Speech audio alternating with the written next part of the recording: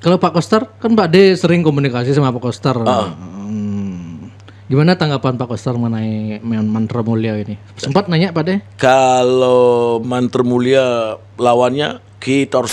Sekarang kalau dalam pilkada ini justru akan lebih gila lagi. Jadi calon bupati ingat, tidak, masyarakat sekarang tidak perlu visi dan misi. Perlunya apa? Gisi. Perlunya Gisi. gizi. Ada kok ada gisi. Gizi. Sud gisi, pembuatan gisi. Salah. Ian ngidang loh lantik sampai merubah konstitusi. DPD periode sekarang kebaktinin loh lantik. Baktinin itu gimana maksudnya? Woi, kayaknya sungguh-sungguh di hadapan ini dia kayaknya sembah sujud. Pak Delola menjamin Bandara Buleleng hanya omon-omon itu. Omon-omon. Omon-omon. Omon-omon. Siap. Omon-omon untuk berkampanye politik. Berarti isu investor akan bangun Bandara Bali Utara. Nggak ada. Siapa berani bilang? Pak D nggak percaya. Nggak percaya? 100%. Termasuk Koster nggak percaya. Nggak percaya, memang nggak ada.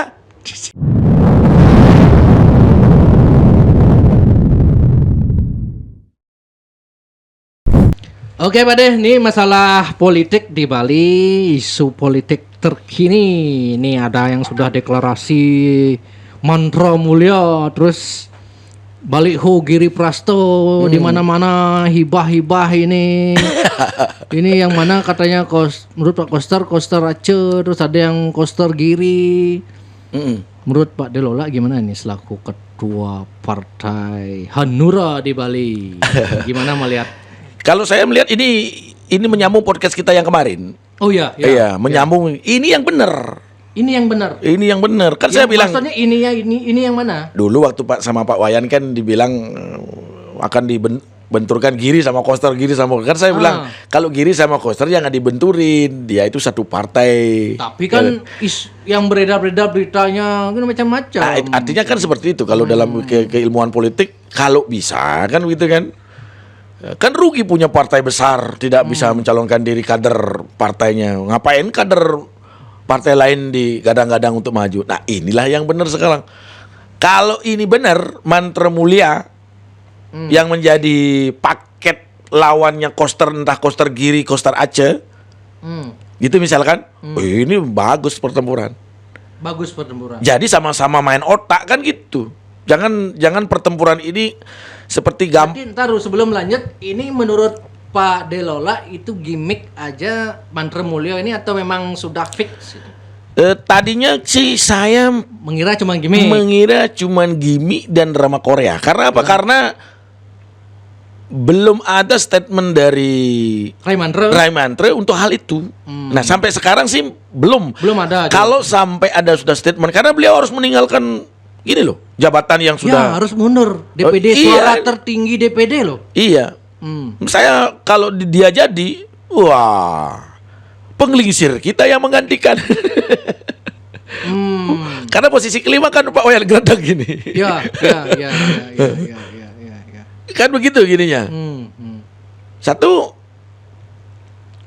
kalau ini benar Mantra Mulia dan kemungkinan benar dari isu-isu yang saya isu dengar, atau isu dari informasi dari tokoh-tokoh? Dari versi tokoh-tokoh. Kalau ini benar, ini pertarungan yang sangat luar biasa.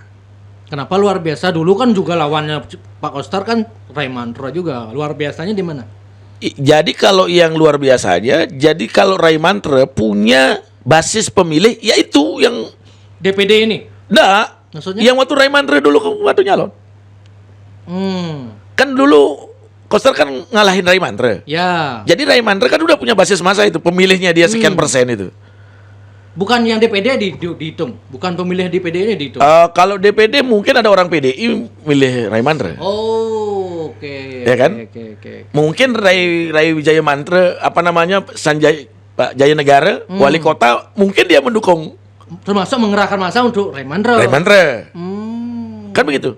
Okay. Tapi kalau nanti lawan PDIP kan nggak mungkin. Dia harus lawan Ray Mantra. Kan? Nah, kalau dalam ideologi partai kan dia ditugaskan untuk menjadi di dalam forum siap Mas memenangkan, tapi di belakang layar ini. Tapi kalau dia jadikan panglima perang, dia harus bertanggung jawab Gimana? Saya sudah berusaha Pak Koster, tapi mau apa daya masyarakat, tinggal bilang gitu kan. Tapi kalau di PDIP beda, ideologi kalau sudah berjalan apalagi dipompa habis oleh ketua umum di dalam rakernas kayak begitu saya tonton. Buktinya Ganjar kalah.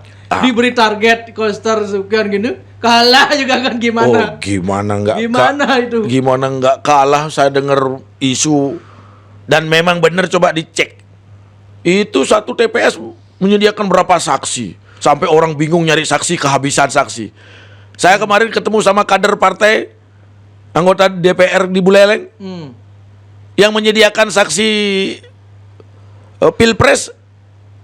Dia ikut, dia jujur. Orang dapat berapa katanya itu uang saksi sampai 500.000. Satu TPS 10 saksi. Gimana? Nggak menang. Tapi kan bukan di Bali aja, kan di seluruh Indonesia. Ada memang tempat-tempat yang memang harus menjadi suatu target kan. Karena persentase kemenangannya bisa besar, itu target. Jawa Tengah, Bali, target. Yang mendapatkan dampak 4 partai ini. Tapi kan suara Ganjar terkecil dari 3 pasangan calon ini. Iya, 16%. 16% itu. Jadi kalau Pak De bilang seperti itu, bisa aja kader PDI kan, karena saya mendengar isu begitu juga dari tokoh di Klungkung bilang di sini kan. Kenapa menurut Atu Ganjar kalah di Bali? Ya karena tokoh-tokoh PDI di depan bilang siap, di belakang beda gitu. Nah, fenomena yang kemarin bukan masalah di depan layar, oh kalau DPR pilih saya, kalau Pilpres terserah gitu. Waktu Pilpres kemarin tokoh PDI. Nah, kalau yang kemarin itu memang desain daripada sistem kampanye Prabowo Gibran ini memang luar biasa. Oh, memang luar biasa. Dari dia mengemas joget gemoynya. Ini kan pemilih 50 berapa persen ini milenial ini sekarang ini harus bisa sampai ke hatinya dia. Betul. Cara apa kan gitu. Nah, ini kalau nggak salah ini cara-cara Pilpres yang kemarin Prabowo Gibran ini dibawa ilmunya sekarang ini oleh siapa? oleh tim di sana. Oleh siapa? Oleh Mantra Mulia nanti. Oh, Mantra Mulia? Iya dong. Atau Giri Praste di Bali? Saya udah tahu. Giri Praste juga kan ngikut-ngikut kan, joget-joget, nyanyi-nyanyi gitu kan, ngikut gaya Prabowo kan. Ya, sekarang kan itu yang ngetren.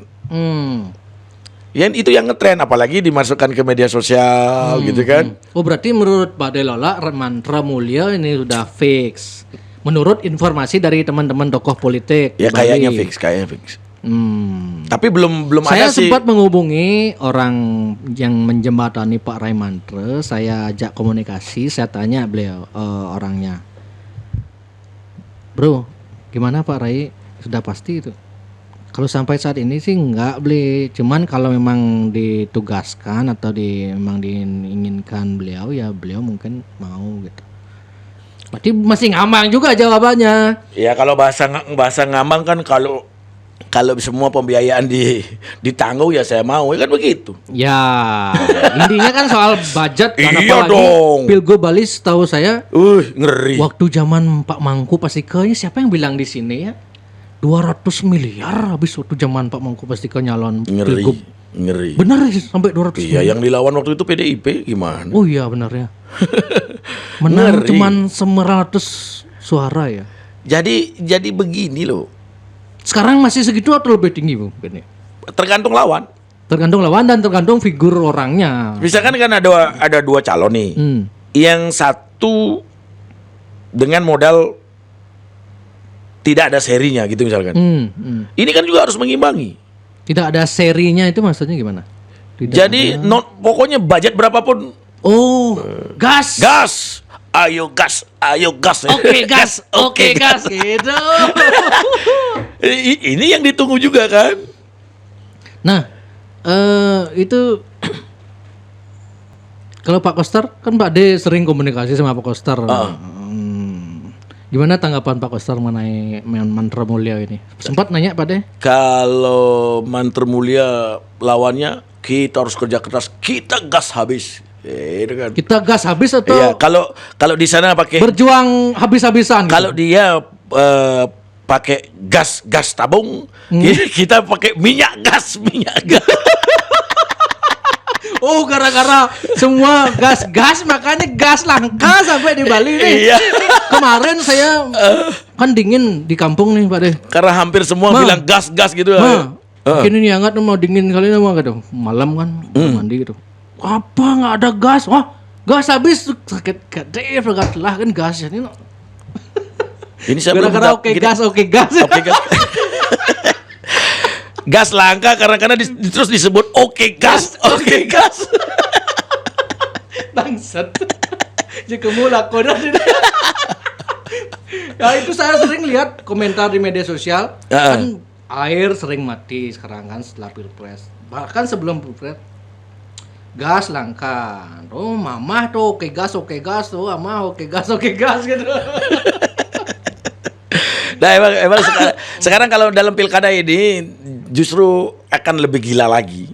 Lebih gila lagi. Pilgub atau pilkada? Pokoknya dari pileg, pilpres kemarin gila, brutal kayak begitu, pragmatisnya tinggi, akan berdampak dengan pilkada. Jadi calon bupati ingat, tidak masyarakat sekarang tidak perlu visi dan misi.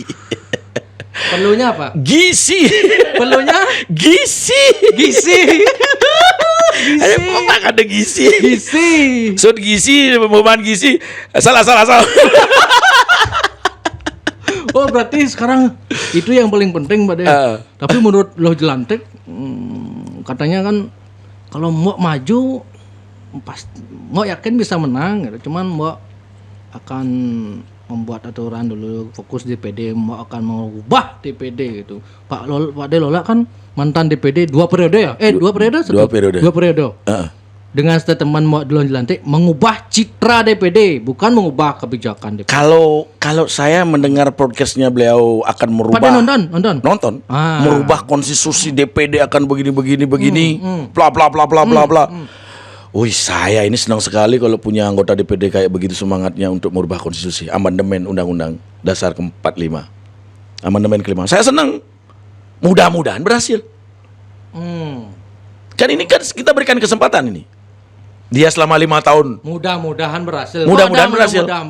Iya, kalau saya udah pengalaman 10 tahun. Mungkin Pak D yang enggak. Saya pernah komunikasi sama Moklo. Moklo juga cukup kecewa dengan statement Pak D mengatakan DPD mandul. Mandul emang. Jawaban beliau, mandul dari mana? Dia betah 2 periode. Karena kalau tahu mandul ngapain betah 2 periode gitu. Moklo Jelantik bilang gitu. Iya, karena kenapa saya berani berseban mandul? Karena memang saya ada di sana 10 tahun. Dan pada saat 10 tahun itu pikirannya sama seperti dia sekarang, ingin merubah konstitusi. Dengan karakter Loh Jelantik itu nggak bisa juga menurut Pak D. Kan DPD itu tidak bisa sendiri berjuang. Ini sendiri. Nggak bisa kolektif kolegial gimana? Untuk merubah konstitusi yang namanya penguatan DPD itu harus amandemen Undang-Undang Dasar yang kelima. Nah, amandemen ini tidak bisa hanya suaranya Loh Jelantik. Harus suara MPR. MPR itu siapa? Anggota DPR dan anggota DPD. Jumlahnya berapa? Anggota DPR 560 mungkin sekarang sudah melebihi daripada itu. Anggota DPD 100. Berapa sekarang ini? 132 ditambah 4 kali 4 tambah 16 itu. Loh Jelantik ngomong di medsos hebat. Nyanan ke itu ngomong kayak di nanti. Ini kan saya berikan kesempatan. Iya ngidang Loh Jelantik sampai merubah konstitusi. DPD periode sekarang kebaktinin Loh Jelantik. Mengubah konstitusi. Iya. Ada bilang ingin mengubah konstitusi. Yang namanya ingin mendapatkan kewenangan DPD meningkat kan harus amandemen merubah konstitusi, tidak ujug-ujug. Oke. DPD itu bisa diperkuat kewenangannya lewat amandemen Undang-Undang Dasar 45 yang kelima. Menurut Pak D apa yang membuat sulit itu? Sulit ya harus dengan DPR. Kalau DPR-nya setuju baru. Kalau DPR-nya ngapain kewenangan saya mau dibagi? Saya pernah nanya waktu lo terakhir di sini kan, gimana kalau mau nggak bisa? Ya kita gunakan kekuatan kita. Follower mau Loh Jelantik kan banyak itu. Kita viralkan bahwa kita sudah dihambat seperti ini. Lewat Maya Denawo katanya. Lewat gitu nggak bisa juga. Mudah-mudahan itu kan nanti. Kan sekarang the power of medsos katanya itu. Nggak bisa kalau dalam keputusan parlemen penguatan ada saja yang dibilang kenapa kok gini penguatan begini kan begitu. Dengan gaya Loh Jelantik semua nanti anggota DPR dikecup sayang, dikecup. Siapa tahu mau gitu. Tahu nggak pengalaman saya di DPD? Selama 10 tahun. Selama 10 tahun itu saya duduk di MPR kok. Karena anggota DPD 132, anggota DPR itu terpilih orang-orangnya di MPR. Perwakilan dari DPD, perwakilan dari DPR, fraksi-fraksi. Ada yang namanya tim di MPR ini. Saya ditunjuk oleh DPD untuk tim lobby. Melobi kawan-kawan DPR yang duduk di MPR itu untuk bisa DPD mendapatkan penguatan. Nggak bisa, buntu. Pada mau pas di akhir-akhir jabatan dikasih angin segar gini kan. Kita akan bantu penguatan DPD gini. Sudah sampai terakhir mulai sibuk kampanye udah hilang. Anggaran DPD yang besar kita pakai untuk menjamu anggota DPR, rapat di sini. Ada mulai kengken bahasanya. Saya mengalami itu. Makanya kalau lo dilantik selama 5 tahun diberikan kesempatan oleh masyarakat Bali menjadi anggota DPD, buktikan di sana. Dan kalau berhasil, saya akan baktinin lo dilantik. Baktinin itu maksudnya? Woi, kayaknya sungguh-sungguh di hadapan ini dia kayaknya sembah sujud. Siap nggak debat di sini dengan lo dilantik? Yang diperdebatkan apa? Masalah DPD. Oh siap, orang saya udah pernah 10 tahun. Mantan DPD dengan calon DPD terpilih. Gitu itu. Jangan berdebat itu sama-sama DPD kan, tapi kalau ada hal-hal yang perlu diperdebatkan, saya siap. Siap sekali dipertemukan dan saya ingin memberikan informasi juga buat dia. Oke. Karena dia kan DPD yang baru terpilih, belum dilantik. Ya kan?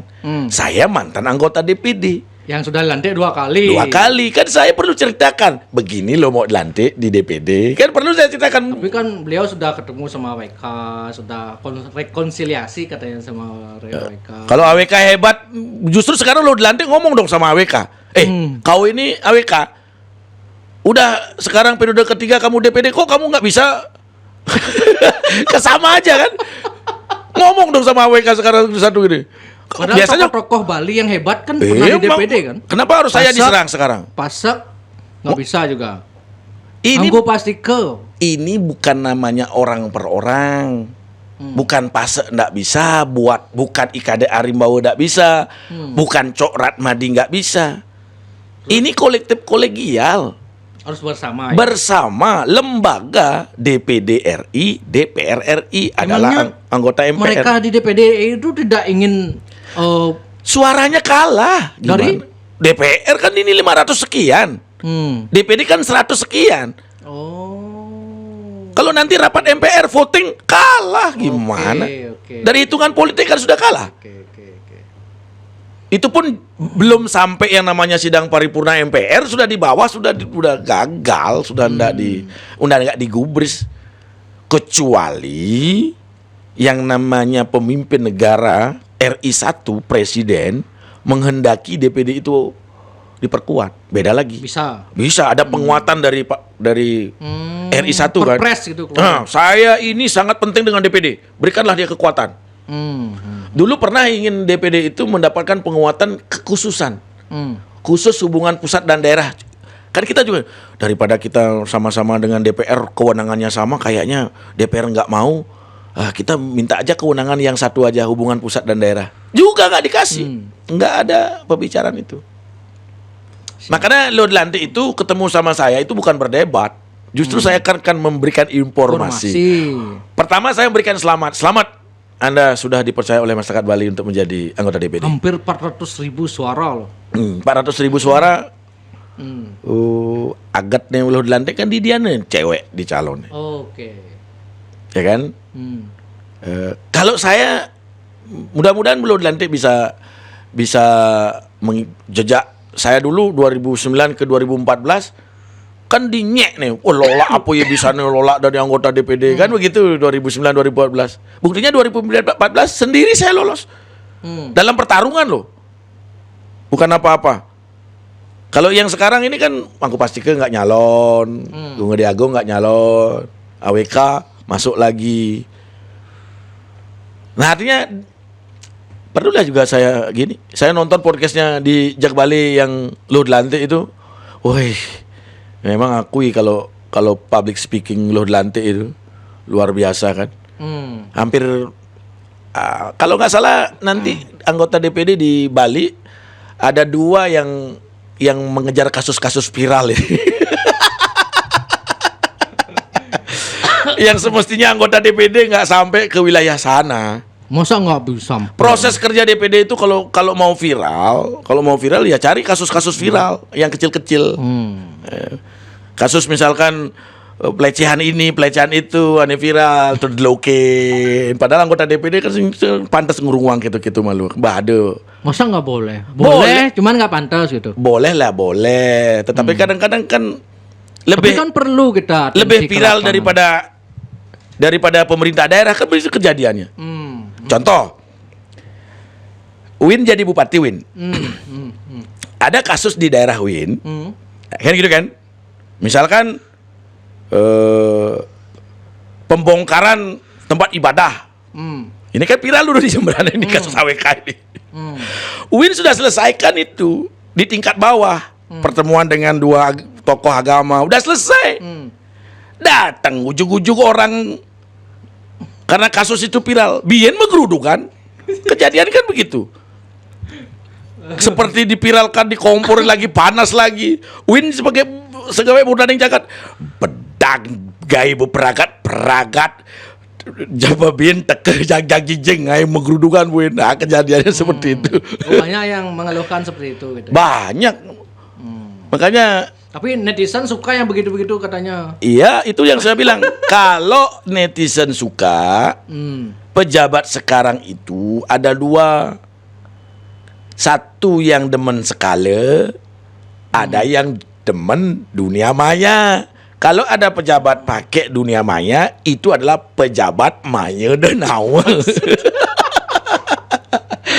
Saya berani bilang begitu karena dari konteks penelitian saya pribadi ya. Saya mulai pengalaman melihat pejabat yang memakai situs-situs dunia maya mau memviralkan diri sendiri itu banyak bohongnya. Hampir 90% bohong. Oke. Jadi berita yang dia keluarkan itu kadang-kadang sudah konteksnya konteks viral, bukan konteks penyelesaian masalah, konteks viral. Oke, siap. Nah, kembali ke konteks Pilgub Bali.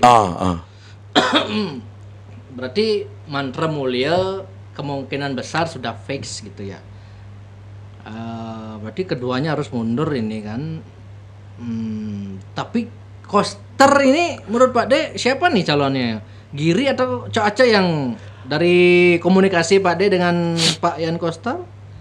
Gimana? Menunggu, kan di PDIP kan ada suatu sistem. Mungkin dia detik-detik terakhir itu akan keluar ini. Sempat Juli Agustus mungkin. Kan biasa menjelang itu biar tahu musuhnya siapa dulu. Kan pencaturan politik kan begitu. Kalau musuhnya datang dari selatan, kita harus dari utara nih. Ya kayak gitu. Dari timur harus. Kalau dipasang ini caranya ini. Begitu. Berarti tergantung lawan siapa, beda strategi gitu ya. Beda. Begitu juga pemetaan daerah juga kan. Pemetaan daerah kalau misalkan Mantra Gajah, Mantra Mulia, dia Denpasar. Nah ini kan nggak masuk teori politik, nggak masuk kan, karena Bali Selatan keduanya kan.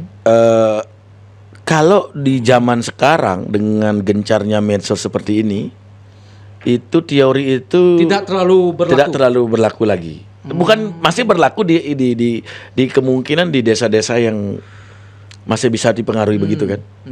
Kenapa kalau di tanan generasi muda kita udah nggak masuk itu. Buktinya Belereng Ganjar kalah juga kan. Iya. Kalau saya masalah pilpres dengan masalah pilkada itu beda. Oke, berani saya katakan beda. Intinya begini ya. Kemarin kan waktu podcast saya sudah pernah ceritakan. Waktu pilpres pileg kemarin, kenapa saya bilang brutal? Sangat brutal sekali karena pragmatisnya tinggi. Kenapa masyarakat pragmatisnya sangat tinggi? Money politiknya, ya kan? Serangan fajar. Pokoknya masyarakat sekarang ingin menunggu berapa saya dapat. Karena apa? Saya melihat kenapa kok rakyat begini sekarang. Kesal masyarakat. Ya memang kesal karena kesal melihat tokoh-tokoh di pusat banyak korupsinya, tidak lagi miliar, triliunan.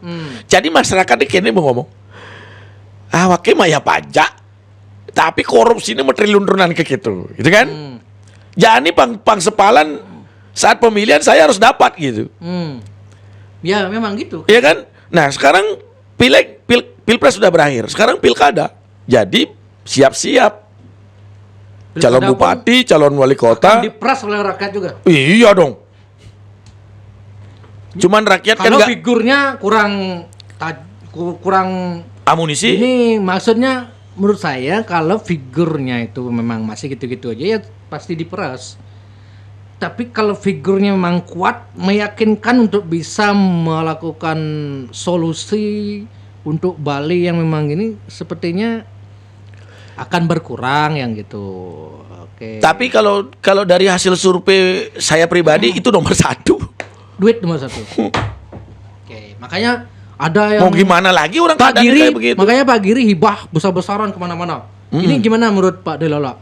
Hibah Giri Prasto, Anglis Buano. Kalau dari aturan konstitusi dia tidak melanggar. Menyala suapiwi gitu kan terus. Kalau dari aturan sih sebenarnya nggak masalah kan kabupaten karena ini kan haknya daripada kabupaten lain untuk mendapatkan pajak hotel dan restoran. Dulu waktu zaman Mangku Pastika kan masuknya dia ke provinsi, gubernur yang membagikan. Oh gitu. Ya. Nah setelah Pak Ian Koster ada aturan di kalau nggak salah Perda nomor berapa itu undang-undang apa itu pokoknya tidak ada pelanggaran soal pembagian itu. Cuman yang saya kritisi udah pernah terjadi. Gimana? Saya pernah ada salah satu mantan bupati, artinya bupati sama-sama merah, sama-sama merah. Duduk salah dalam satu kegiatan saya anggota DPD, beliau di samping saya. Habis itu waktu Pak D masih DPD. Tahun belasan berarti itu. 2014. Ke atas lah. Ketemu sama bupatinya ngomong sama saya, ada Bupati Badung memberikan bantuan ke kabupatennya. Waktu itu Bupati Badung siapa? Oh iya, ya Giri Prasta kan. Oh udah Giri Prasta. Jadi membuat bantuan, memberikan bantuan ke kabupatennya, justru bupatinya nggak tahu. Nggak tahu, katanya kan sistemnya kan sama merah, nggak ada koordinasi. Karena sistemnya kadang-kadang bendesa sama kepala desa bisa langsung. Jadi tanpa lewat screening daripada Murdaning Jagat, jadi kayak kadang-kadang ya yang namanya Murdaning Jagat di kabupaten kan perlu dihargai. Kan ada wibawanya. Masa sekarang saya jadi bupati, Win jadi bupati yang punya penghasilan besar, itu pun Win memberikan bantuan ke kabupaten saya memang hak saya. Karena memang hak saya mendapatkan bantuan itu. Tapi Win jadi bupati memberikan ke rakyat saya tanpa pengetahuan saya, karena rakyat saya punya hubungan baik dengan. Nah inilah ada rasa kecemburuan seperti itu. Sampai kalau sekarang ada nggak yang begitu? Ada yang nggak yang sama nggak? Ada yang gitu? Kalau sekarang saya lihat nggak ada. Oh semua sudah baik koordinasi. Sudah baik koordinasi. Termasuk dengan ketua DPD-nya. Ya. Jadi Pak Koster sudah. Kalau ketua DPD nggak ada urusan itu. Nggak ada urusan. Urusannya kan eksekutif sama eksekutif. Kalau DPD partai kan nggak ada urusan itu. Apalagi gubernur juga nggak begitu. Karena Giri Prasta mengumpulkan bendeso di Prajuru apa di bendeso di Buleleng, di Gianyar apa di Klungkung, di Bangli gitu kan. Itu mungkin bendesa yang menerima hibahnya. Bendesa yang menerima hibahnya, klien-klien pura yang menerima hibahnya, organisasi-organisasi yang menerima hibahnya kan begitu. Bukan semua, bukan dalam artian dia melakukan kegiatan pertemuan dengan seluruh bendesa, bukan begitu. Oh bukan begitu? Bukan. Tapi bahasanya Pak Giri di media sosial mengumpulkan bendesa, ya benar bendesa, tapi kan tidak. Bukan semua. Bukan dalam artian keorganisasian seluruh bendesa, tidak. Yang menerima itu kan dikumpulkan bahwasannya ini hibah mau cair sekian untuk programnya ini kan gitu. Dengan fenomena di media sosial ada tagline atau ada game apa namanya itu ya, ABK gitu Pak De. asal bukan koster gitu. Entah siapa yang membuat tren ini, entah orangnya Ya pasti yang nggak suka sama Koster kan begitu entah kan. internal PDI atau di luar PDI yang bikin ini kan sudah sangat viral sekali nih ABK ini, asal bukan koster, karena sering saya lihat simak. Iya. Siapa aja jadi gubernur asal buseng koster gitu. Nah, gimana menurut Pak Dede? Iya sah saja kan yang namanya lawan politik kan. Hmm. Lawan politik kan sudah sah orang bicara seperti itu. Misalkan yang namanya berlawanan kan. Satu black campaign, negatif campaign kan perlu itu untuk menjatuhkan lawan. Nah, ini sudah mulai negatif campaign ini kan. Tak permainan di media sosial, begitu juga nanti Koster pasti akan punya kan. Untuk melawan ini kan. Mengkonter itu. Iya, Maya Denau ini sama Maya Denau ya harus lawan Maya Denau juga gitu kan. Siatang pada raksasa nih loh di dunia maya. Nah, ini udah berjalan. Makanya ke podcast yang dulu kan sudah saya Makanya sampaikan. kalau Pak Koster maju lagi dengan siapapun wakilnya pasti kalah gitu. Gimana menurut Pak Dede? Kayaknya belum, jawaban kalah menang itu kan belum bisa saya jawab sekarang. Karena banyak opini netizen saya baca di kolom komentar. Saya akan memilih lawannya Koster. Gitu. Kalau Pak Koster maju, saya akan memilih lawannya Koster gitu. Itu baru di media sosial. Media sosial. Oke. Jadi pertarungan itu akan bisa saya jawab menang dan kalah setelah masyarakat menentukan pilihan. Tapi sebelum masyarakat menentukan pilihan di TPS, saya belum berani bilang ini kalah ini menang. Itu ilmu politik, tidak boleh. Tapi kan boleh memprediksi kan. Ya prediksi pengamat boleh. Kalau kita sekarang Padahal jadi tim jubirnya Pak Koster nih. Kan Iya. dulu pernah bilang gitu. Kalau iya, Saya mau jadi jubirnya Koster gitu. iya. Oh jadi. Jadi 100%. Termasuk sekarang ini. Sekarang. Siap, Walaupun siap. nanti bertempur, saya akan dengan Koster. Nah, kembali saya tegaskan kalau dari Pak Koster wakilnya masih Giri. Koster Giri kan sempat itu ada deklarasi Koster Giri. Jujur kalau saya di podcast ini bilang kalau Koster Giri maju lawannya Manter Mulia bagus. Bagus itu gimana itu? Siapa yang menang itu maksudnya? Oh kalau tim Koster ya pasti Koster. Kalau menang, mungkin, saya pun dari tim Koster belum tentu harus bilang menang sekarang karena belum pertempuran dan lawannya kan belum begitu. belum final itu kan. Iya, kalau sudah ditetapkan di KPU tek lawan saya, ini yang kita lawan nih. Siapa misalkan Pakuano, gitu bisa petinju Filipina gitu misalkan, dia punya jab kirinya yang kuat. Kalau jab kirinya yang kuat harus kita hindari kan gitu. Tapi kalau saya melihat mengamati dari kedua tim ini, jadi ini tim yang akan melawan Pak Koster ini tidak, menurut saya juga, karena kan backingnya Prabowo Jokowi kan di belakangnya di pusat. Jadi mereka tidak akan lengah juga di awal-awal seperti bulan ini sudah deklarasi fixnya gitu. Jangan-jangan Mandra Mulia ini untuk mengalihkan isu, lawannya itu. Sehingga nanti di akhir-akhir dikejutkanlah PDI dengan pasangan yang sebenarnya itu mungkin. Karena ada isu Pak PJ Gubernur, isu Pak Wakil BIN, Pak Santiaso itu juga gitu kan. Makanya itu bisa terjadi kalau politik. Nah itu. Makanya belum kenapa PDIP mengeluarkan rekomendasi detik-detik akhir karena dia kepingin tahu lawannya itu siapa. Jadi kalau lawannya kita tahu, berarti kan baru kita tahu kelebihannya di mana, kelemahannya di mana. Gitu. Oke. Kita harus hantam kelemahannya.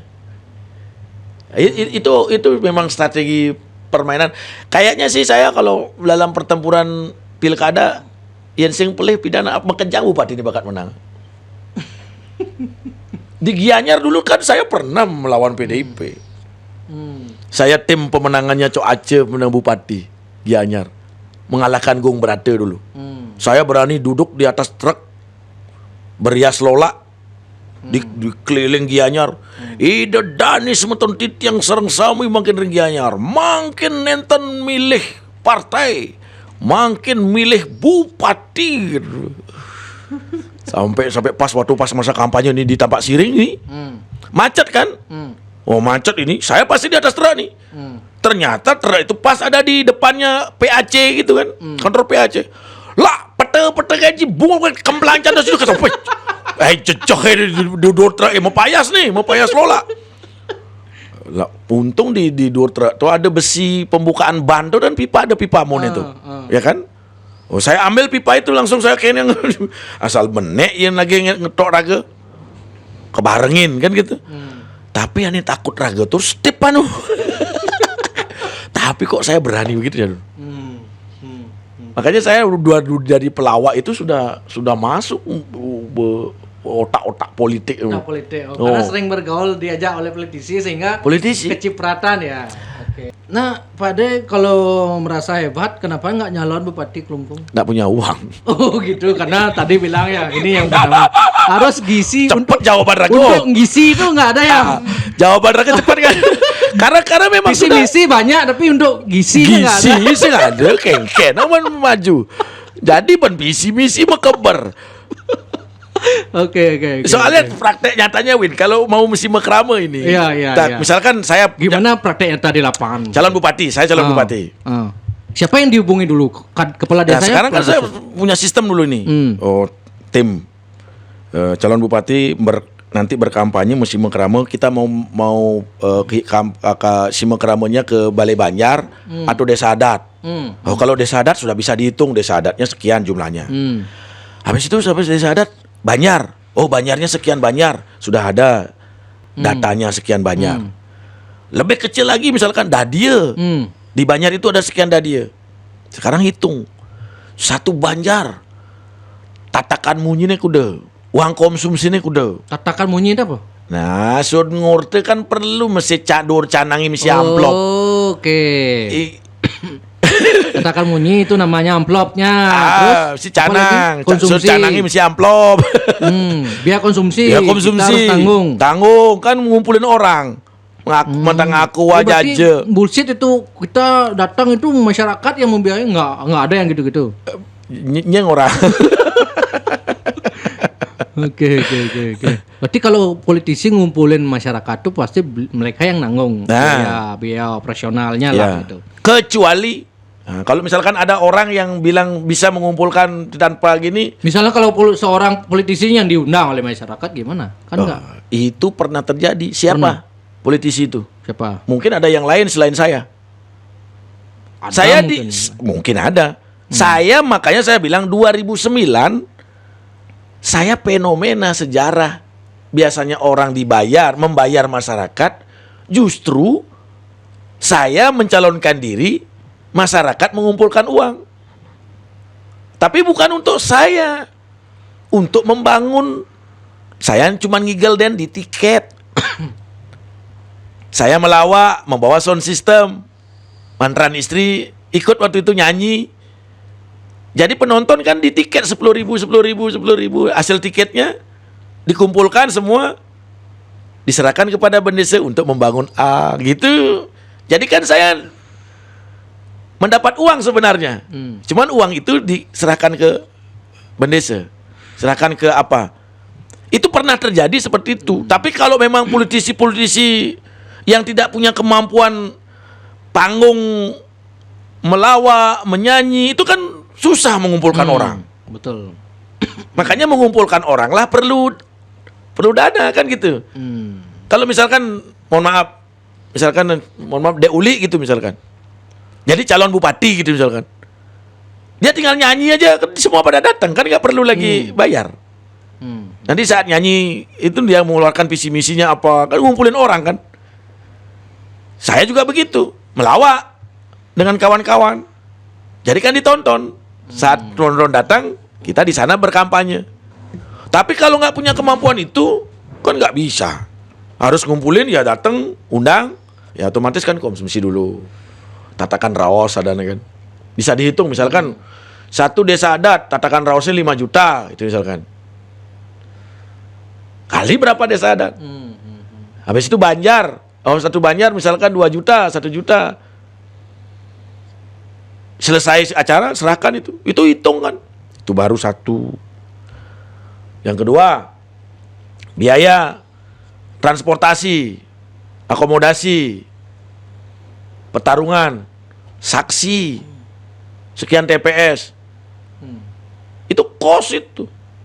Makanya mon maju pilkada, siapapun yang berkeinginan maju pilkada, seledet malu kantongnya mon sing bisi pipis, galengi jemak, pula sang ibane. Dia bareng pete-pete dan jadi calon. Siap. Oke, Pak De.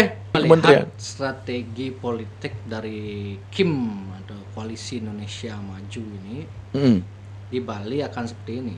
Jadi dilemparkan isu Bandara Buleleng.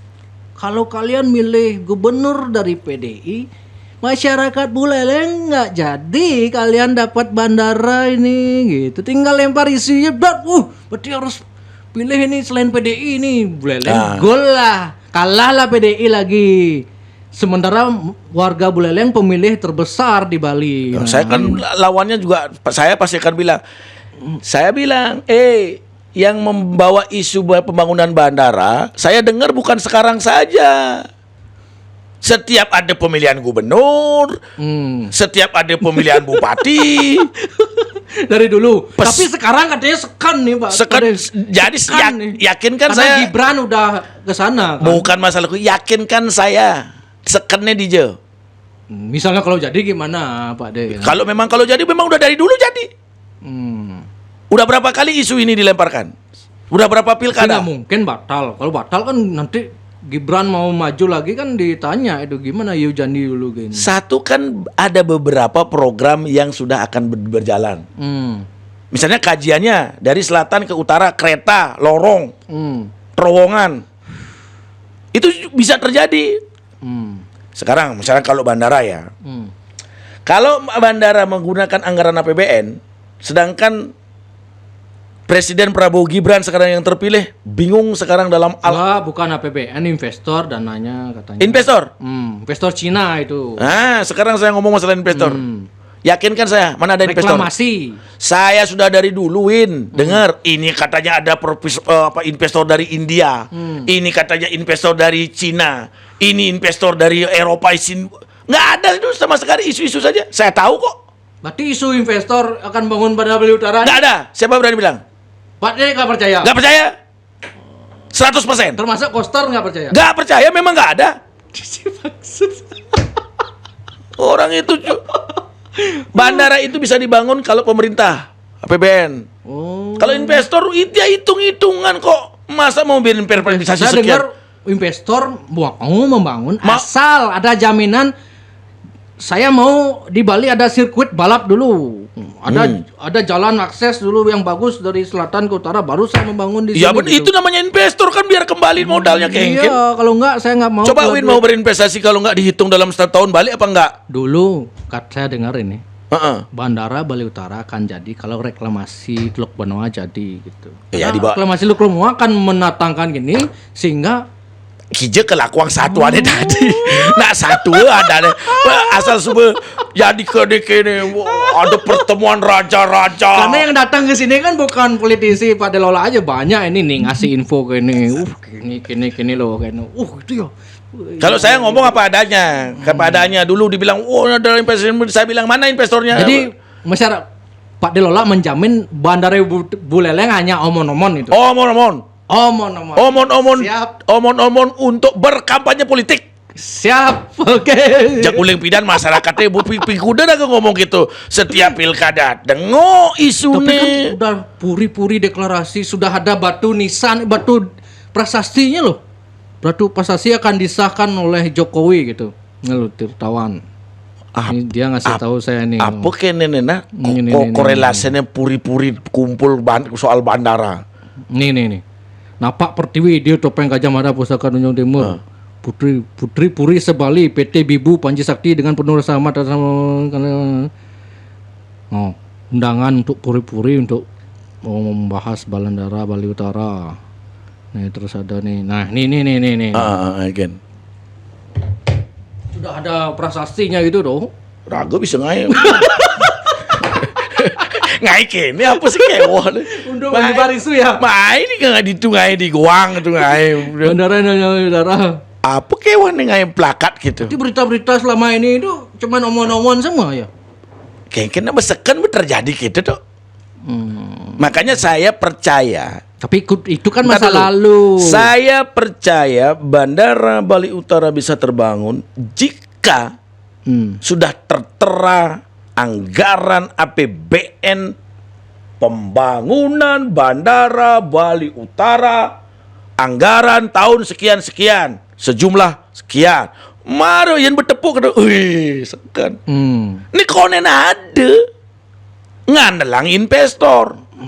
Investor datang, orang berinvestasi, yang namanya orang berinvestasi kan harus ada kekuatan hukumnya, habis itu hitung-hitungannya. Nah sekarang kalau misalkan bangun bandara di sana, investor seperti apa, kapan kembali modalnya, ini belum itu hitung-hitungannya. Saya dengar teman dari TWBI yang dulu ditolak kan. Pak, kami adalah investor. Kenapa kami membangun di sana? Ya kami punya hitung-hitungan, Pak. Di sana Jadi investor itu punya hitung-hitungan. Itu titik emas pembangunan pariwisata di sana kan gitu. Sekarang udah pidana. Saya ingin, jangan dong orang Teluk itu jangan direklamasi. Kalau mau membangun, bangun di sana. Itu di Tianyar kering. Emangnya yang membangunkan itu apakah? Orang berinvestasi kan perlu tahu, oh di sini titik investasi, di sini titik investasi, kan begitu orang investasi. Oke, siap. Oke, Pak De. Cukup saya kira Siap, sudah 1 jam suksema. lebih. Suksema. Klarifikasi masalah keluarga sudah, politik sudah. Ya. Semoga politik, saya sih berharap seru aja sih. Seru kan. Tangseng ada mayam, pada gua pengado sih bahan podcast kan gitu. Dan memang harus begitu. Kalau tidak dipanas-panasin, dibuat ini politik ya biar Seru tapi bukan panas mau fisik gontok-gontok kan. mau tebas-tebasan. Wah, itu enggak zamannya Bali Ya. itu. Lek hati gitu. Lek hati gitu. Apalagi Apalagi sekarang banyak tokoh-tokoh Ampuro, banyak tokoh-tokoh yang dulu bergelut di bidang organisasi masyarakat ormas yang maju sekarang kan. Menurut Pak dia akan berdampak panas nggak ini? Nggak ya, karena sudah citra itu sudah ke Santi sekarang. Lek hati. Oke. Kalau memang dalam pertempuran politik biarkanlah bagaimana pertarungan politik kan begitu. Visi misi dimunculkan. Ya, Yang kedua gizi dikeluarkan. Ya, gitu. betul. Kalau udah gizi dikeluarkan, Erwin juga dapat jatah gizinya itu. Oh, pangada anggo Jak lola deh jak. memanisan studio apa? Jak lola aja belak-belakan aja. Gitu, kan, Bagi jadi, tokoh-tokoh yang datang di Jak Bali. ingat aturan punya Satu. gitu. Terus terang Jak Bali ini tempatnya kekurangan AC, kalau bisa kirimkan 1 unit AC ke sini. Oke, Pak De, sukses semua Pak De. Ya, makasih banyak Semua, ya. ya. Terima kasih kita tutup. semua. Om Santi. Om Santi.